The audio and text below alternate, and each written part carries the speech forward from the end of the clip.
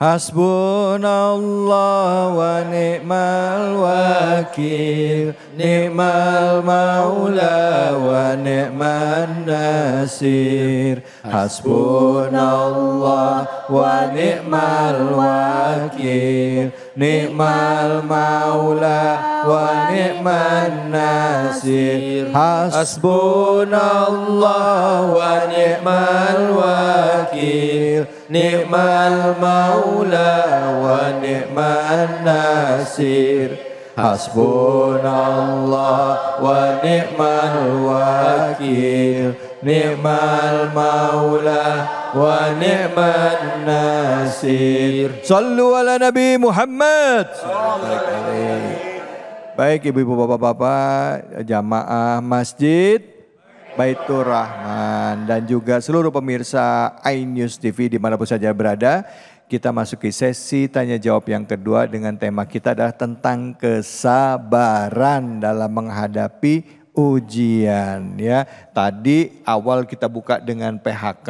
Ternyata masalah hidup kita nggak cuman sekedar menghadapi PHK yang datangnya mendadak, tapi banyak sekali ujian-ujian yang Allah berikan. Bukan hanya penderitaan, bahkan kenikmatan itu bisa jadi ujian buat kita semua. Jabatan bisa jadi ujian. Apakah dengan jabatan kita bisa jadi amanah? Dengan kekuasaan kita bisa amanah? Apakah dengan harta yang kita miliki kita bisa memberikannya, menjadikan harta itu bermanfaat buat orang banyak? Atau hanya untuk pemuas nafsu saja? Yuk kita lanjut lagi, mumpung ada guru-guru kita, ada Abi Amir dan juga Ustazah Lulung yang mau bertanya, angkat tangannya. Silakan. Iya, oke, silakan ibu-ibu dulu. Kita awali, silakan ibu. Ya. Assalamualaikum warahmatullahi wabarakatuh. Waalaikumsalam warahmatullahi wabarakatuh. Perkenalkan saya Dewi, sebagai manusia biasa, apakah Pak Ustadz pernah mengalami hal yang menyakitkan? Nanti salah satunya dengan berpasrah atau mungkin bisa mendekatkan yang lebih menerima kondisi yang lebih menyakitkan. Itu saja Pak Ustadz, mohon pencerahannya, terima kasih. Oh iya, ini nanyanya ke Abi ya. Abi sebagai seorang ulama gitu pernah nggak menghadapi ujian ya? Apakah bisa belajar, sabar juga menghadapi ujian? Nah, caranya gimana? Apakah bisa pasrah atau ridho dengan ketentuan Allah? Karena nggak gampang gitu Abi. Benar. Mau belajar nih dari pengalamannya Abi, apa yang Abi lakukan? Silakan Abi. Waktu masih kecil, masih SD, Abi sering dibully oleh teman-teman. Sampai sekarang pengaruh dari bulan itu masih terasa. Jadi seringkali Abi merasa minder di depan orang lain. Tidak percaya diri karena terlalu keras waktu itu dibully.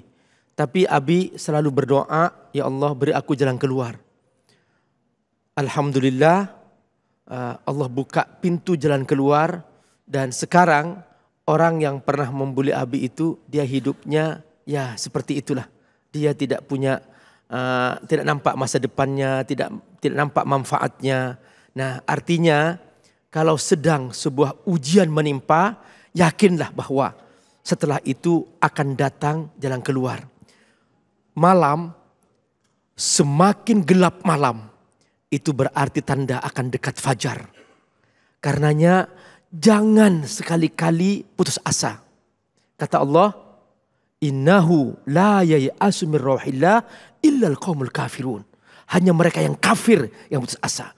Jadi teruskan. Untungnya Nabi tidak menyerah di kota Mekah. Begitu di kota Mekah diblok, diboikot, diusir. Nabi hijrah ke Madinah. Dari Madinah Islam memancar sampai ke kita sekarang. Jadi hidup harus terus berjalan dan tidak boleh menyerah.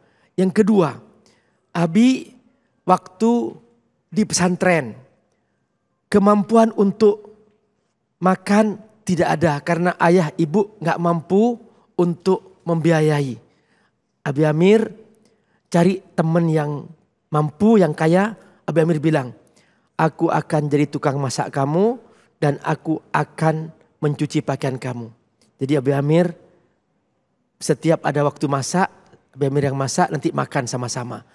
Sekian tahun Abi Amir hidup di pondok tapi tidak pernah menyerah. Alhamdulillah tamat pesantren bisa melanjutkan ke Pakistan. Pas mau ke Pakistan, Abi Amir gak punya uang 1 rupiah pun dari ayah ibu.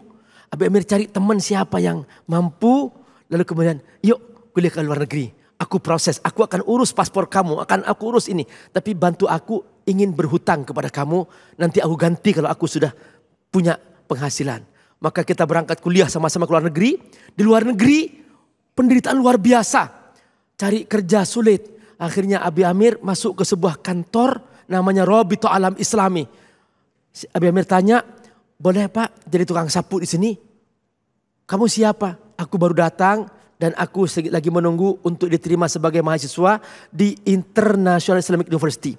Akhirnya Abi Amir diterima sebagai tukang sapu, kemudian di situ sampai akhirnya ikut ujian, diterima, dan setelah diterima jadi mahasiswa, Abi Amir ngurus bisa dapat beasiswa.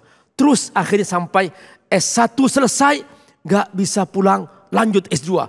S2 selesai, gak bisa pulang, lanjut S3. S3 selesai, gak bisa pulang, jadi dosen. Begitu jadi dosen, dapat penghasilan, baru bisa pulang. Itulah jalan hidup yang Abi Amir alami. Yang penting, jangan mengeluh. Yang kedua, positif. Kata Allah, ana inda dhanni abdi bi. Aku tergantung prasangka sang hamba. Kalau kita positif, Allah akan positif. Kalau kita negatif, Allah akan juga negatif kepada kita. Halo? Allah. Ya. Siap? Siap. Coba jempol.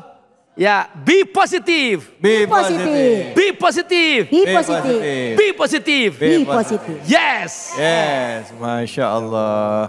Bu, udah terjawab ya Bu? Prasangka baik sama Allah dan tidak pernah menyerah. Ada satu kata kuncinya tadi, malam kalau udah semakin gelap berarti sebentar lagi akan terbitnya fajar. Yakin bahwa setiap ada kesulitan pasti hadir bersama dengan kemudahan. Jangan menyerah. Langsung nyanyi, jangan menyerah. Silakan yang mau bertanya angkat tangan. Bapak-bapaknya, ibu-ibu silakan angkat tangan. Bapak ya, oke silakan Bapak. Assalamualaikum warahmatullahi wabarakatuh. Waalaikumsalam warahmatullahi wabarakatuh. Perkenalkan, nama saya Banindro, jamaah dari Masjid Baitur Rahman Ciledug. Pertanyaan untuk Ustazah maupun Ustadz ya.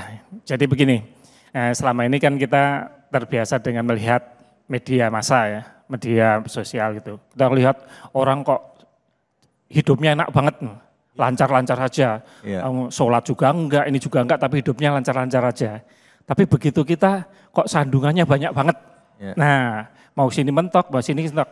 Nah, pertanyaannya, boleh enggak sih kita ngiri sama orang-orang yang kayak gitu? Nah, gitu. Ini sebenarnya pertanyaan titipan sih, titipan semuanya sih. Nah, cuman pada malu ya. Demikian, mohon pencerahan. Assalamualaikum warahmatullahi wabarakatuh. Pak siapa namanya Pak tadi? Saya Banindro. Pak? Banindro. Banindro, oke. Baik, silakan Ustazah Lulung. Aneh. Iya. Pertanyaannya cocok buat saya. Iya. Karena saya juga suka ngiri ngeliat kayak gitu. Jadi pemirsa, Cahaya Hati Indonesia. Mohon izin Pak Kiai, juga Kak David dan semuanya. Jadi kalau kita ngomongin ngeliat sosial media, dia bisa jalan-jalan kemana aja sambil pamer deh. Masya Allah tabarakallah, aku sampai juga ke sini. Udah mati, bilang aja pamer gitu ya. Nah itu kesel tuh Pak ya.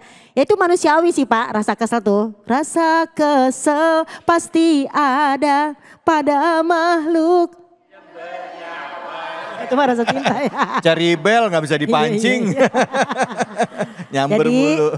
Kalau kita ke surat Al-Kahfi, kul inama ana basyar. Katakanlah aku adalah manusia biasa seperti kalian, dalam artian biologisnya bisa sedih, bisa marah, bisa lapar, bisa kesal, bisa empet. Tapi kalau Rasulullah mah manusia luar biasa, kita mah manusia biasa, beliau manusia luar biasa, yuha ilayya, diberikan wahyu oleh Allah. Kalau ngomongin secara biologis ya Pak, sakit hati, sebel, marah boleh-boleh aja.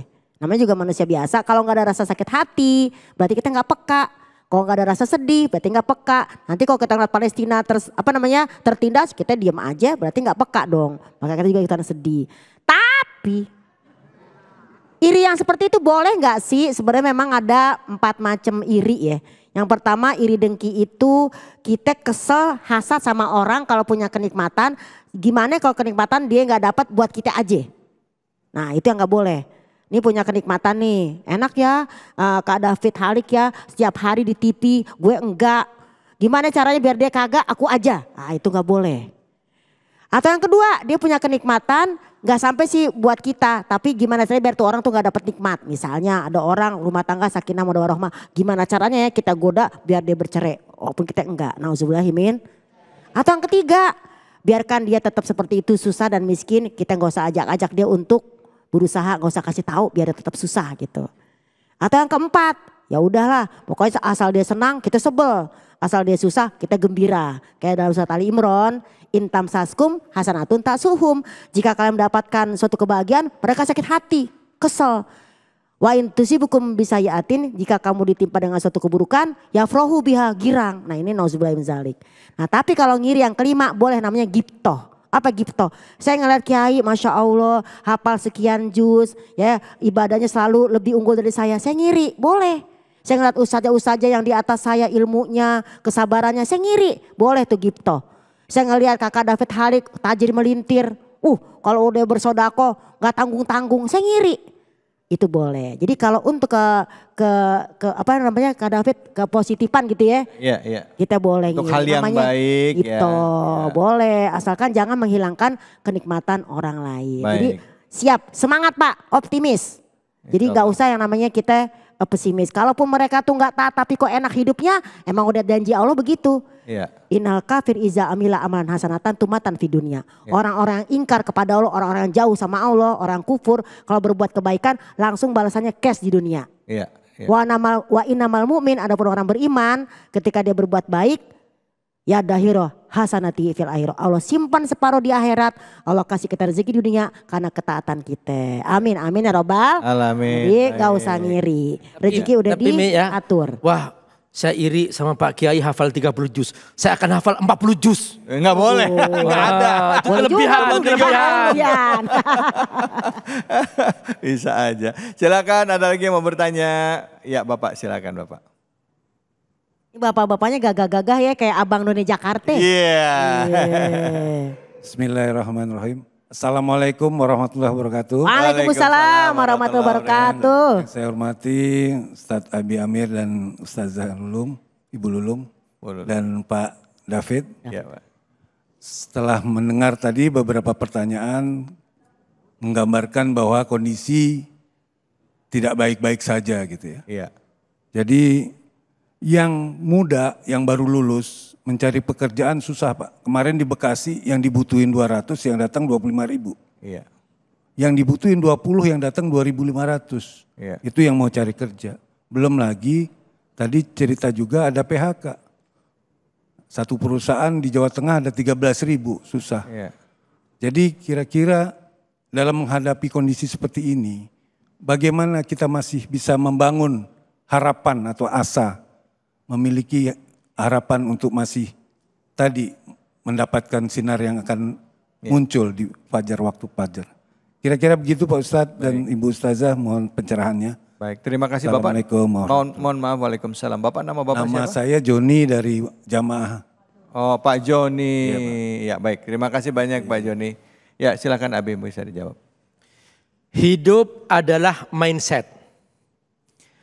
Kalau mindset seseorang dia sedih, maka akan sedih.